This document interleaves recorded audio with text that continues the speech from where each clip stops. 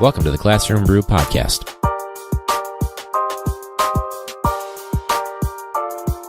Think about comedians in cars getting coffee, but the teacher version with beer.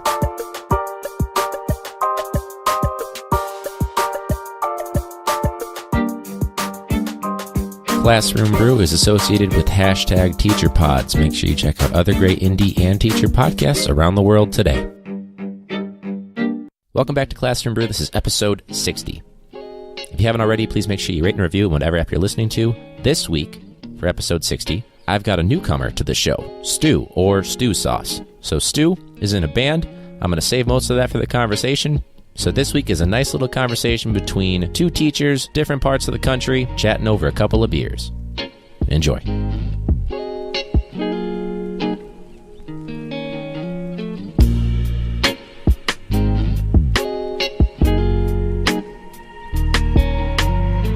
Hey Stu, how you doing, man? I'm awesome. How are you doing? I'm pretty good. So hey, I was on social media, and somebody on a certain handle, we'll talk about that in a second, he was saying I should give you a call and hear about, your life as a teacher and also as a band member. So what exactly is the name of your band? Our band is called Xotic Yeyo. Xotic Yeyo. I like that, man. So what kind of music do you guys put out there? We put out something we like to call analog dance music. It's like retro, funky, dancey, and jammy. It's like Fish had a baby with like the Red Hot Chili Peppers. Okay, I like that. That's a good little combo there. All right, so Stu, if you guys haven't checked him out on social media, he likes to go by Stew Sauce as part of his band. And I actually was approached by someone that was running the Instagram account for his band. And so, Stu, you also are a teacher as well, which is why it's a great connection to Classroom Brew. What grade level or subject do you teach? This year I'm teaching 10th grade. I teach English. Last year I was a 6th and 7th grade teacher. Those kids were really, really smart. These kids are a little tougher to work with, but that's the life sometimes. Sure. So what led to the switch from grade level? Budget cut. I was cut from budget, and then I got moved to, or displaced, or whatever it's called, to this other school.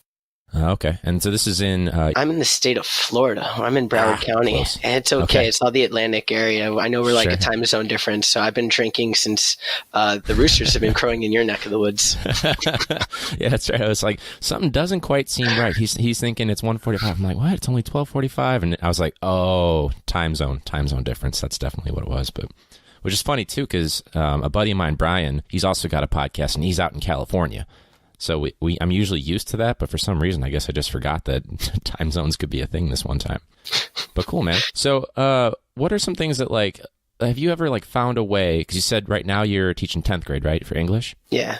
So do you have some ways of, as someone that's part of a band, do you have ways of, implementing music as, a lesson plan or getting kids involved or even just a club, anything like that? I've tried. My school is very structured, but there's less autonomy. And so where I'm at right now, it's a little tougher. So I don't have that flexibility. And as a new teacher, I don't even want to put all that much time into that since I've got so much time to lesson plan a new subject and things.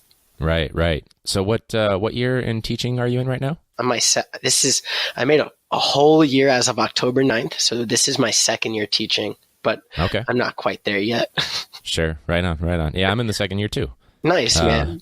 Yeah. Chicago area, so they haven't had any big displacements or anything like that. But at one point we were worried that our school would be closed, but turns out we're good to go. Oh, wow. What grade level is your school, man?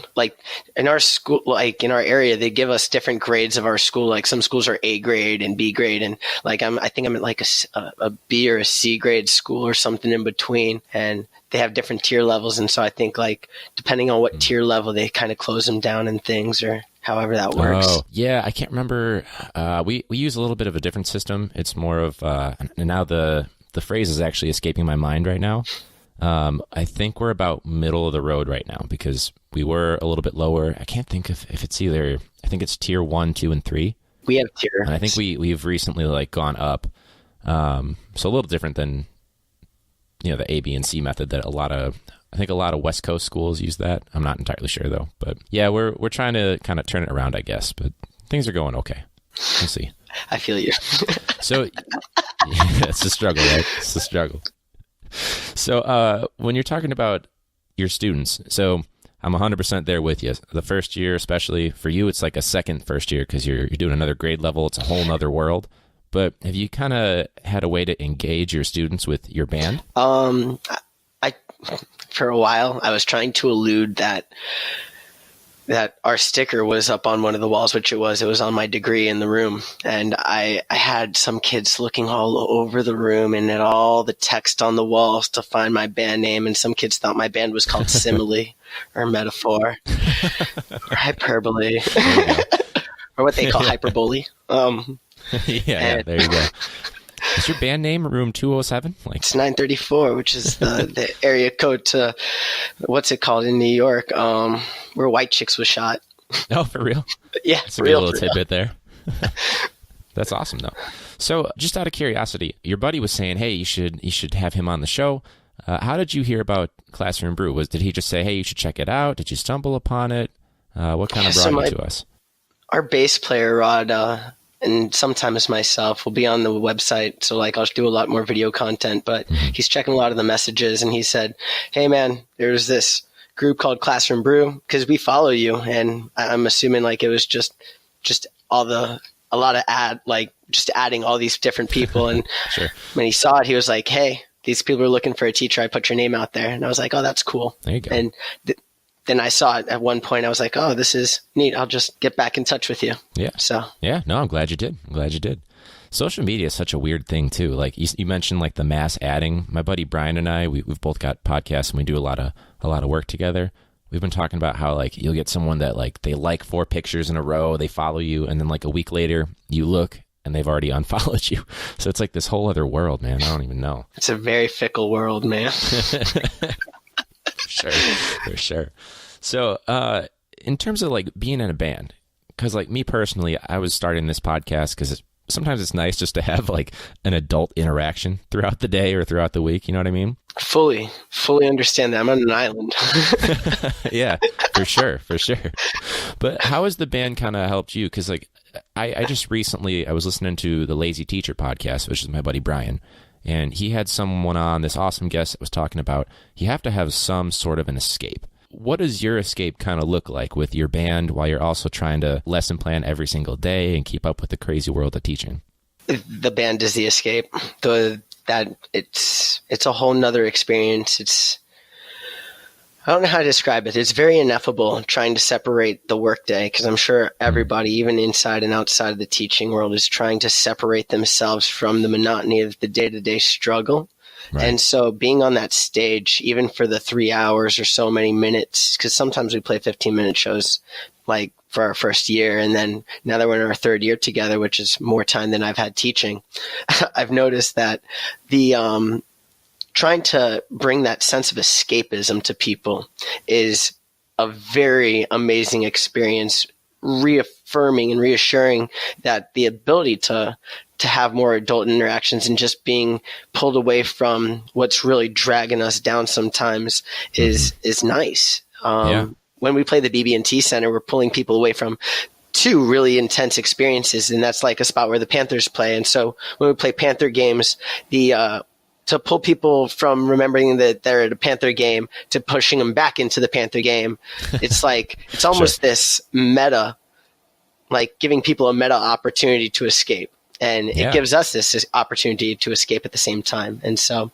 it's keeping me sane. That is for certain. I bet.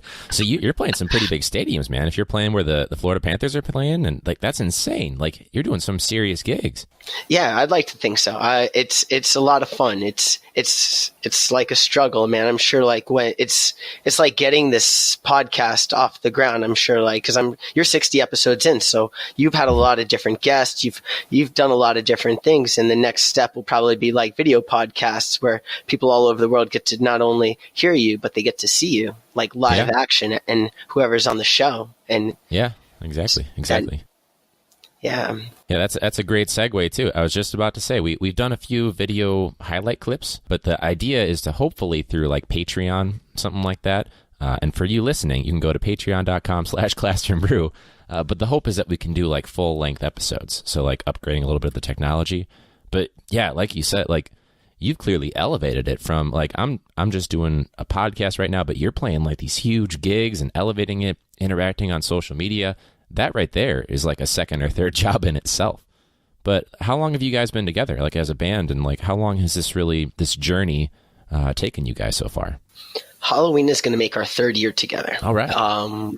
When we first started, our goal was to play music festivals, to get bigger gigs, to play places like that. And it's just trying to meet all these goals. And it is a second job. It's another 40 hours, really. Yeah. We're turning 40-hour work weeks into 80-hour work weeks. But as an entrepreneur like yourself, that's just what we have to do. It's a lot of marketing. It's a lot of getting in touch with people. It's a lot of emailing. Like I'm sure we tell our students why writing is so important. This is it. Yeah, exactly. No, that's awesome though. Like, and did you meet these guys because they were your buddies, or were they also teachers? Like, how'd you guys get to know each other? That's actually a really funny story, which is I love funny stories. We all met on the black deep webs of Craigslist, and when we met, we didn't harvest each other's parts for food or anything. Sure, you weren't sure. Am I going to get murdered, or am I going to start a successful band and we'll play at the Panthers Stadium? I love it. That's awesome, though. So you met on Craigslist, and then how'd things get going? We auditioned as a 3-piece band, we auditioned each other to this song called Canned Heat by Jamiroquai. That's the song in Napoleon Dynamite where the dude is dancing. I don't know if you've seen Napoleon Dynamite. Oh, it's been a long time. I just know it had no plot. How's it go, though? Oh, man, I can't even sing it. I know they're at Halloween right now, and I'm really devastated that I'm missing them. It escapes me. Oh, man. I can pull it up. See, here's what I can do in post-production. I can just put it in the background as we're trying to struggle to figure out what the song is, and then it'll be playing, and we'll go from there. Okay, so you're playing that song to each other to see if you guys could kind of mesh, or you just wanted to get a good feel for each other's sound, or how'd that really go? What we did was we told this drummer, who we also met on Craigslist. So the bassist and I met on Craigslist. We started a little band that didn't go anywhere because our drummer had a kid and our singer wasn't giving it, and we were just like, darn. So we kept at it, and we found this other drummer, and we were like, hey, if you can play Canned Heat by Jamiroquai, we will audition you to that song, and a song that we wrote together. Excuse me. Again, I've been drinking since the roosters woke up in your neck of the woods, man. Hey, you're on the right show for that. That's the perfect combo. We told them, hey, we're going to audition you to this song. And when we played it, Jamiroquai is this 5-6 piece band. They're huge. They got so many parts. And for us to like get the feel down and to have that, it just sounded right